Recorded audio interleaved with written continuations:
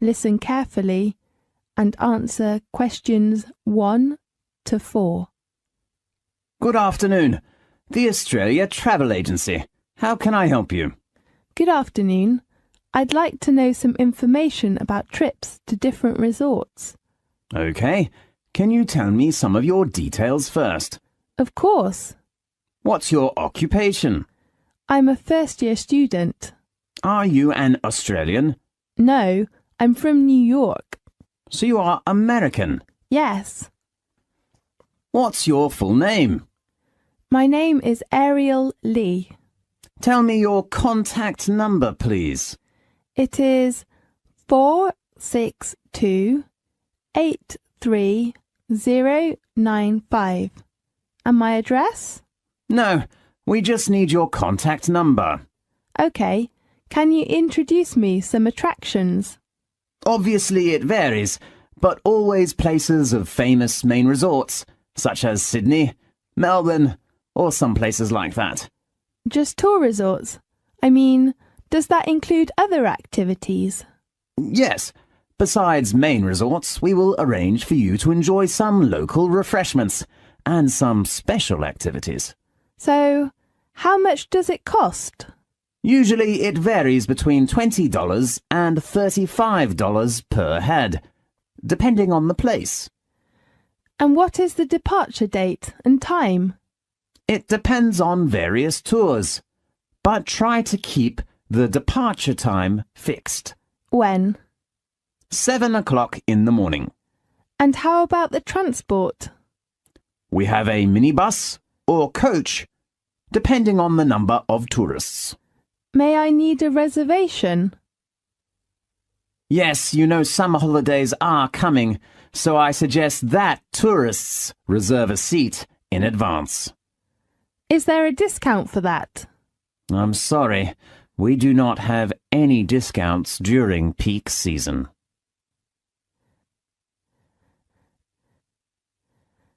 Now look at questions 5 to 10.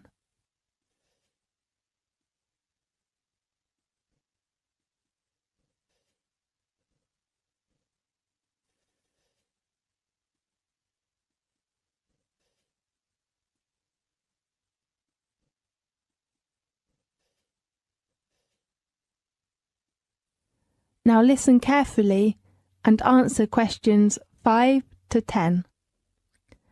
Could you tell me some details of the trips? Yes, the first place is Sydney. That's on the 12th of January. We'll have 25 people in a minibus. Fine. Going to which attraction? We will visit one of the most famous theatres in the world. The Sydney Opera House. Right. You can appreciate and watch an opera there. Really? What's the name of the opera? I'm not sure. Let me check the house's arrangements. And then you can visit the National Museum to know about the history and customs of Australia. Great. In the evening, you can enjoy some local snacks if you like. Fine. We're going to the Blue Mountains on the 25th of January. Blue Mountains? Is it a blue mountain? The mountain got its name for blue fog. It is usually covered by a blue fog. That's so interesting. Yes, it is a popular place for young men because they are so cool, and you can enjoy lots of sports there, such as rock climbing, bushwalking, and bird watching.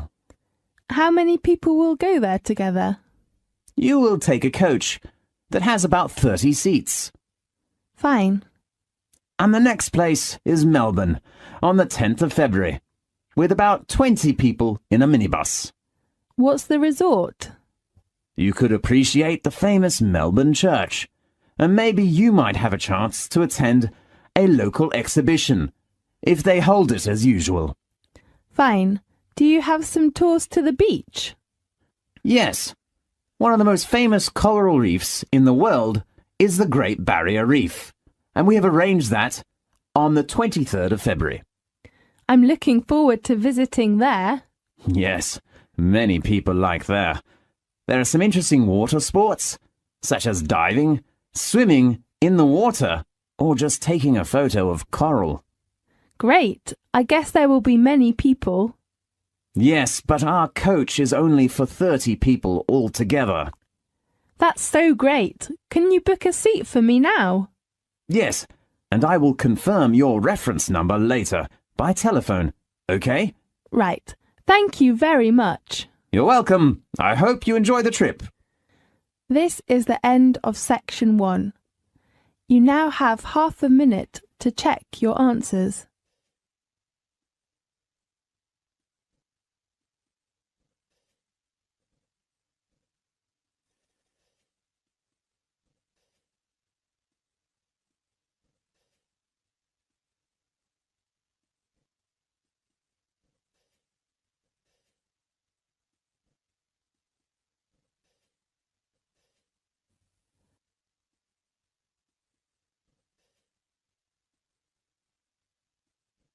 Now turn to section 2.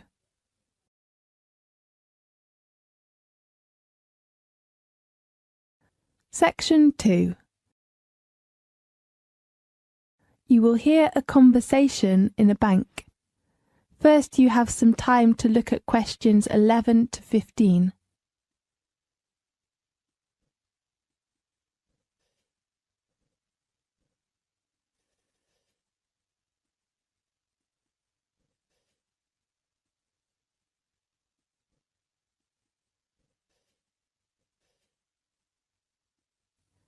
Now listen carefully and answer questions 11 to 15.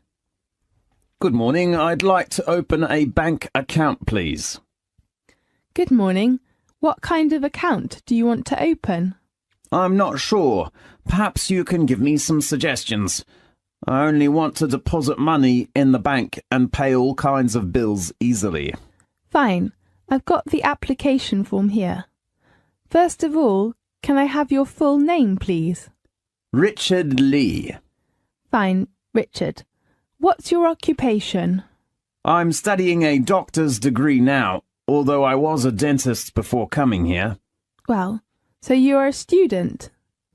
What kind of account can you suggest for me? How about a deposit account? What's the difference between that and a current account? There are many differences, such as the interest rate, overdraft and service, and so on. Fine, I will take your recommendation. OK, let's talk about the main two account cards of the deposit account. Fine. One card is called the Solo card, and the other one is named MasterCard. Which one is better for me? Let me introduce you to some differences of the two cards. OK. The first one is annual interest rate. Which one is higher? Of course, it is the MasterCard. At present, its rate is 5.5%, but the Solo card is only 2.5%.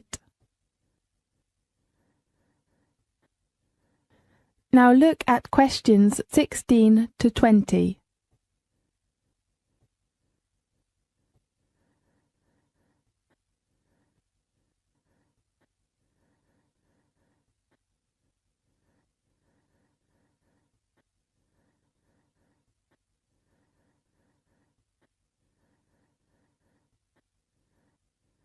Now listen carefully and answer questions 16 to 20.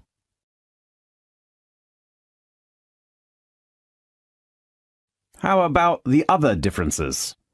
The service supplied with the two cards. Could you speak specifically? We usually supply internet service and mobile service with all of the cards, of course including the Solo card. Yes, I'd like to ask for the service of mobile and... does Solo card have an overdraft?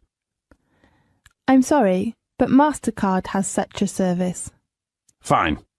If you want to take more money out of the bank than you have in it, be very careful.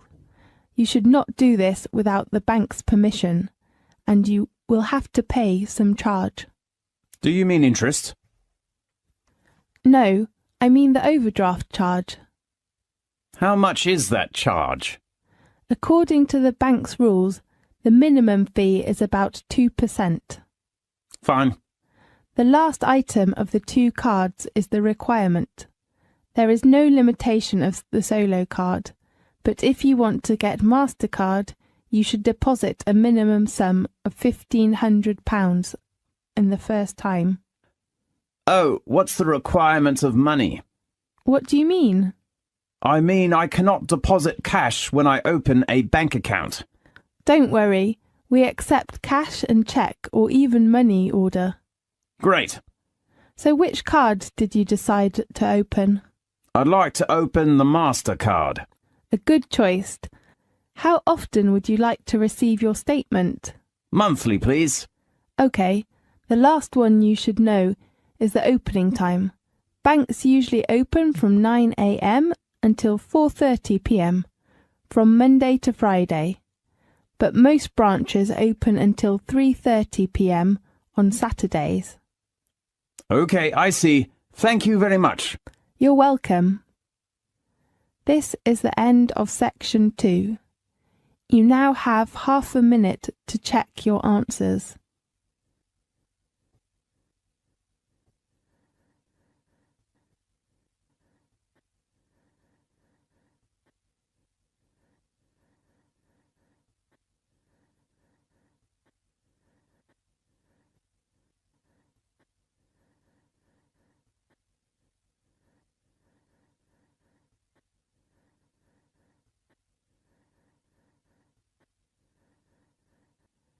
Now turn to section 3.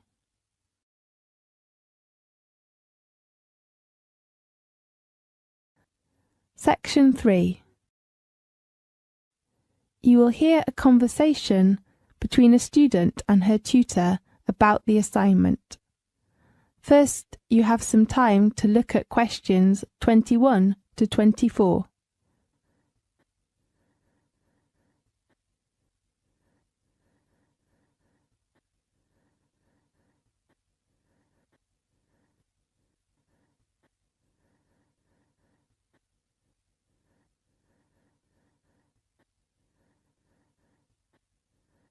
Now listen carefully and answer questions 21 to 24. Good morning. Oh, it's just hit 12. Good morning, Miss Potter. May I come in? Oh, Jerry, of course. Come in and take a seat, please. Thank you. Well, how about your assignment? Do you mean my paper? Yes. I still think about the draft, but I hope you can give me some help and suggestions. Of course. How long will it take you to finish your draft? I'm not sure. Maybe 3 days? My advice is that you should spend a lot of time on your draft. As you know, a good beginning is very important for a paper. A good draft can help you outline your paper and even benefit your argument. OK, I will try my best to write up my work. Miss Potter, how many parts are in the paper? Generally speaking, there are 4 parts and references. So there are 5 parts. Right. Contents, introduction, main body. And conclusion? Yes, and a bibliography. So how about the word limitation of my paper? According to the requirements, you have to write at least 3,000 words and not over 5,000. OK, 3 to 5,000. Right. How about your research? I haven't begun to do the research.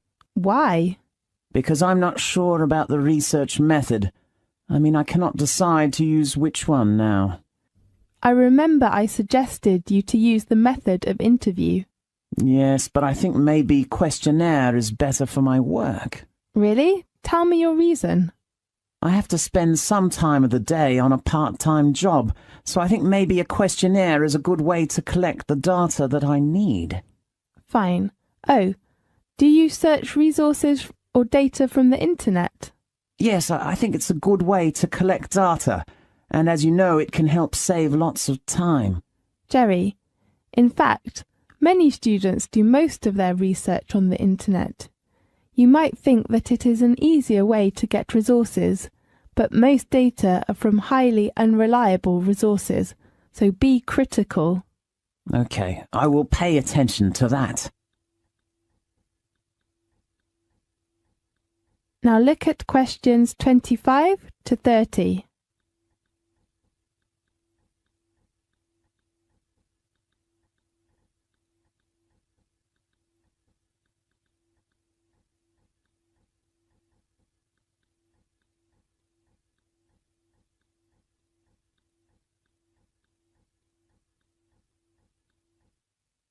Now listen carefully and answer questions 25 to 30.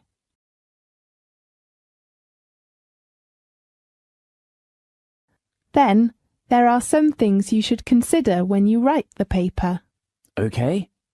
Be careful with your references and quotations, and do not share other people's work. I mean, you should write clearly about reference books and do not forget to acknowledge the original writers. Otherwise, you will be failed for plagiarism. Okay, I've got it. The other point is... Deadline? No, deadline is the date of handing in your work. You'd better hand it in on time. But if you have a reasonable excuse, you can ask for an extension. Fine. Sorry to interrupt you. That's okay. The other point you should pay attention to is your research data. Okay, I will write them clearly. Oh, Miss Potter, could you recommend to me some good reference books about the topic of my paper? Fine. Let's check the reference book list. The first one is Drake Wister's book. Right, what's the title? Global Economy. Is it the one published by the Cambridge University Press? Right. And I think Victoria Smith's book is a good choice. What's that title? The Strategy of Marketing. And which publisher? London Press. Fine, and how about others? The book called The Economics Tendency is a good one for your paper. Really? And the writer and the publisher? The writer is Hilary Justice, and the publisher is Oxford University Press. Can I borrow it from the library? Of course. Great. And the last one that is helpful to your work is the book of William Hanna. How do you spell the surname? Hanna. Okay, and the title of this book? Business Management, published by Cambridge University Press. Okay. But you cannot borrow the book from the library. Why? Because it belongs to the closed reserve. You have to read it in the library. Okay, thank you very much. You're welcome. This is the end of section 3. You now have half a minute to check your answers.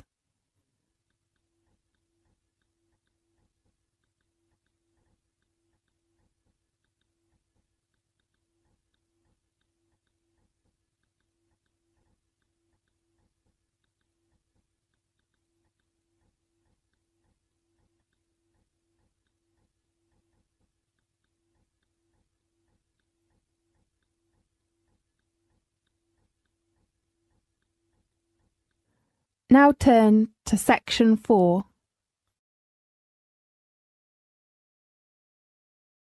Section 4. You will hear a conversation about a credit card fraud. First, you have some time to look at the questions 31 to 40.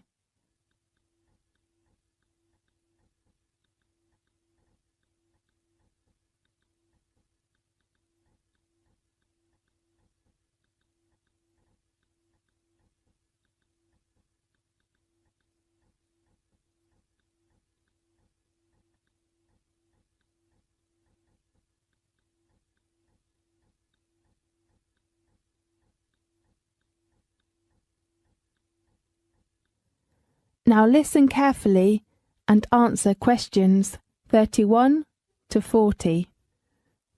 Hello. In today's programme, we have invited Ken Farrow, Head of Financial Crime at Lloyds TSB, to introduce some information about credit card fraud Welcome, Pharaoh. Thanks, Catherine. Has a chip and pin given new chances for thieves to steal the details of our credit cards? Maybe. In the past, there has been typically 50,000 or 60,000 ATMs in the UK where people's PIN could be collected, and now there's hundreds of thousands of points of sales terminals. It's a fraud where criminals capture details and then make a magnetic stripe card copy. How easy is it to do this? One way is to modify a terminal, so that's what's happening often in the past with cash machines. The same can be done for chip and pin terminals. The other way is to replace it with an entire counterfeit.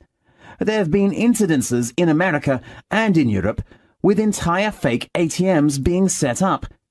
The last way is to set up a concealed camera and have somebody using sleight of hand to swipe your card through another machine so that you don't even need to modify the main machine. If someone decided to set up a little device to modify one of these handheld pin pads, how easy would that be to do? Usually it wouldn't be technically too hard. You just need about £100 to prepare for some equipment and raw parts. But it would take some engineering time and effort. The terminals themselves have a function of tamper resistance. If you try to open the casing, the machines will shut down and make them inoperative. But there's only so much they can do against a persistent attacker, compared with an ATM.